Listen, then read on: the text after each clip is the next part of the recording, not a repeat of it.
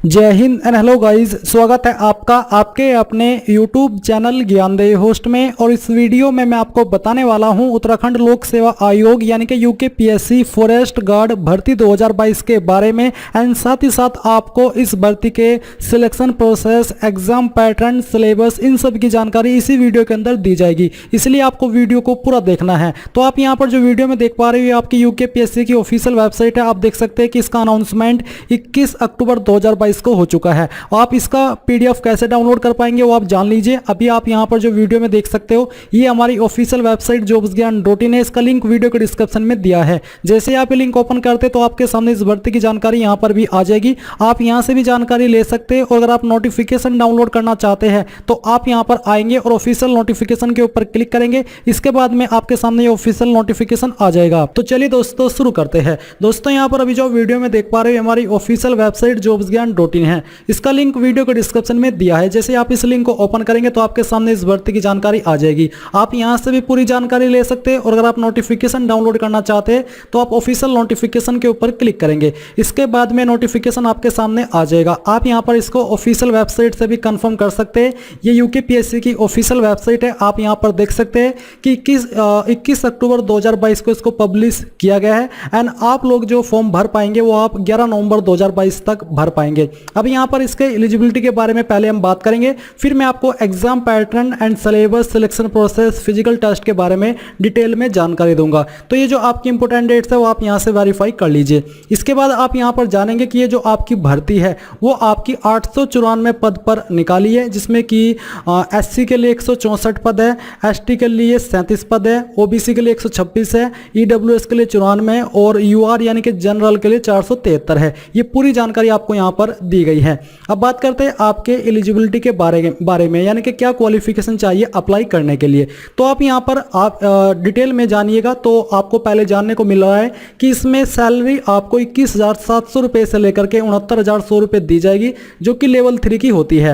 And अगर बात करें आपकी क्वालिफिकेशन की तो क्वालिफिकेशन के रूप में आपसे 12वीं पास की योग्यता मांगी है। आपको बोला है कि भारत में विधि द्वारा स्थापित बोर्ड या फिर परिषद या उत्तराखंड राज्य स्थित मान्यता प्राप्त विद्यालय से इंटरमीडिएट अथवा समकक्ष उत्तर की परीक्षा उत्तीर्ण होनी चाहिए, यानी कि 12वीं या फिर उसके बराबर की योग्यता। अब कुछ कैंडिडेट का सवाल ये होगा कि क्या सर इसमें अन्य स्टेट के कैंडिडेट अप्लाई कर पाएंगे। तो मैं आपको यहाँ पर अच्छे से क्लियर कर दूं कि अगर आपने आपकी 10वीं और 12वीं उत्तराखंड स्थित किसी भी इंस्टीट्यूट यानी कि कॉलेज से की है तो आप इसमें चाहे किसी भी स्टेट से है अप्लाई कर सकते हैं। एंड अगर आपने आपकी 10वीं 12वीं उत्तराखंड स्थित कॉलेज से नहीं की है तो आप इसमें अप्लाई करने के लिए एलिजिबल नहीं है। अब मैं एक डाउट ये भी क्लियर कर दूं कि मान लीजिए आप उत्तराखंड के स्थायी निवासी है बट आपने आपकी 10वीं या 12वीं उत्तराखंड से नहीं की है, किसी अन्य स्टेट के कॉलेज से की है या किसी अन्य स्टेट के बोर्ड से की है, तो क्या आप इसमें एलिजिबल है? जी हाँ, आप इसमें एलिजिबल है, क्योंकि आपके पास वहां का निवास प्रमाण पत्र है, आप वहां के स्थायी निवासी है। आप किसी कारणवश किसी काम के लिए या फिर किसी भी वजह से दूसरी स्टेट में रह रही है बट आप वहां के निवासी है, तो आप इसमें अप्लाई करने के लिए एलिजिबल है। अन्य स्टेट के एलिजिबल तभी होंगे इसमें अप्लाई करने के लिए जब उन्होंने अपनी 10वीं 12वीं उत्तराखंड से की हो। फिर यहाँ पर अधिमानी अर्हता वो होती है कि जो होती है आपकी डिजरेबल क्वालिफिकेशन। तो अगर आपके पास ये वाली क्वालिफिकेशन होगी तो ऐसे में आपको ज़्यादा महत्वता दे दी जाएगी। वैसे इसमें 12वीं पास सिंपल से आप अप्लाई कर पाएंगे। फिर यहाँ पर जो आपकी फिजिकल एलिजिबिलिटी है उसके बारे में अगर बात करें तो मेल कैंडिडेट के लिए जो हाइट रखी गई है वो 163 सेंटीमीटर कम से कम रखी गई है। फीमेल के लिए 150 सेंटीमीटर रखी है। चेस्ट में आपकी 5 सेंटीमीटर का फुलाव जरूरी है। बट जो कैंडिडेट यहाँ पर अनुसूचित जाति जनजाति यानी कि एसटी और इन जगह से या फिर इन जाति से बिलोंग करते जो कि यहाँ पर आपको दी गई है, इनके लिए हाइट मेल में 152 सेंटीमीटर रखी है और फीमेल में 145 सेंटीमीटर रखी गई, यानी कि इनको यहाँ पर हाइट के अंदर छूट दी गई है। फिर जो आपकी शारीरिक दक्षता परीक्षा यानी कि पीएचटी है, इसमें क्या क्या रहेगा वो भी आप जान लीजिए। यहाँ पर मेल कैंडिडेट के लिए 25 किलोमीटर की दौड़ या कह लीजिए कि चलना होगा और इसके लिए आपको 4 घंटे का समय मिलेगा मेल कैंडिडेट को। एंड जो फीमेल है इनको यहाँ पर 14 किलोमीटर की दौड़ या फिर कह लीजिए कि चलना होगा, इनको यहाँ पर 4 घंटे का समय ही दिया जाएगा। तो आपने जानकारी वेरीफाई की। अब आती है आपकी एज लिमिट। एज लिमिट आपकी मिनिमम 18 साल है और मैक्सिमम 28 साल है, जो कि 1 जुलाई 2022 तक काउंट की जाएगी। इसके अलावा गवर्नमेंट रूल्स के अकॉर्डिंग यहाँ पर आपको आयु सीमा में छूट भी मिलेगी। जो छूट आपको यहाँ पर दी जाएगी उसकी जानकारी आपको दी गई है। तो यहाँ पर आपको अधिकतम 5 साल की छूट मिलेगी इस नियम के तहत, या फिर कह लीजिए कि शासन देश के तहत, जो कि यहाँ पर आपको दिया गया है।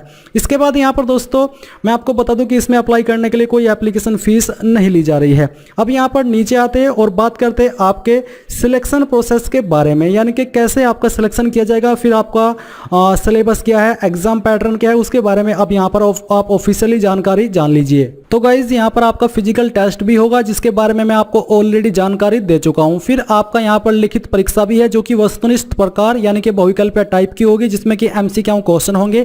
और इन जिलों में आपके एग्जाम सेंटर रहने वाले हैं, जो जिले यहाँ पर मैं अभी आपको दिखा रहा हूँ। चाहे आप कहीं से भी अप्लाई करते हैं, आपके एग्जाम सेंटर इन्हीं लोकेशन पर रहेंगे।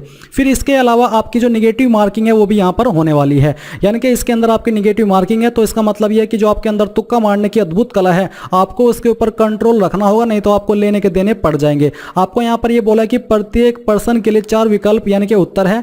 आप अभ्यर्थी द्वारा प्रत्येक पर्सन के लिए दिए गए एक अंक, एक गलत उत्तर के लिए संबंधित पर्सन हेतु निर्धारित अंकों का 1/4 यानी कि 1/4 की आपकी निगेटिव मार्किंग रहेगी। यानी कि अगर आपको एक आंसर करने पर सही 1 नंबर मिलता है, तो अगर आप 4 आंसर गलत कर देते हो 4 क्वेश्चन के, तो ऐसे में आपका 1 नंबर कट कर दिया जाएगा। तो बेसिकली आपकी निगेटिव मार्किंग रखी है, सीधा सीधा आपको ये बताया जा रहा है। अब यहाँ पर दोस्तों जो आपका एग्जाम पैटर्न है उसको भी जान लेते हैं, यानी कि आपके एग्जाम का जो पैटर्न रहेगा वो कैसा रहेगा।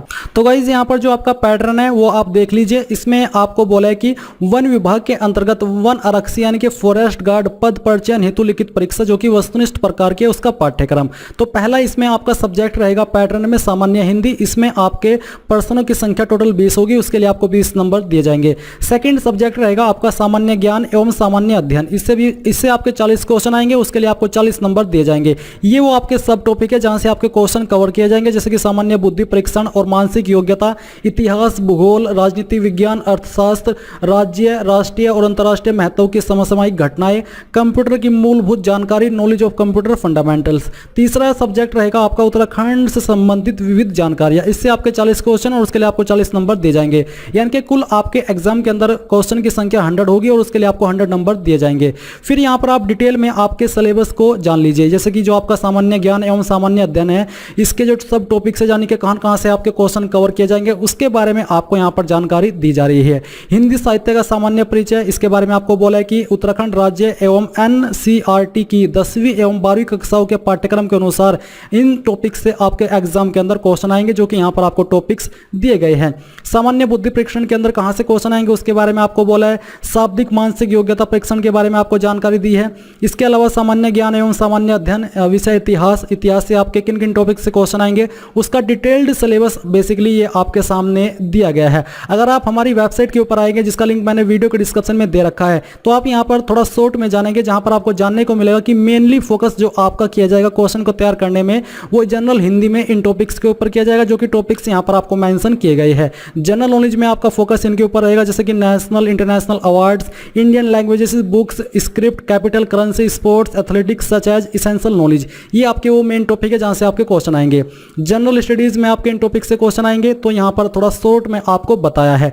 तो आई होप आपको यहाँ पर exam pattern, selection process, negative marking, physical eligibility, इन सब के बारे में संपूर्ण जानकारी मिल चुकी होगी। बट अगर अभी भी आपका कोई सवाल, कोई डाउट रह गया है, तो आप कमेंट के माध्यम से पूछ लीजिएगा। So thanks for watching. जय हिंद।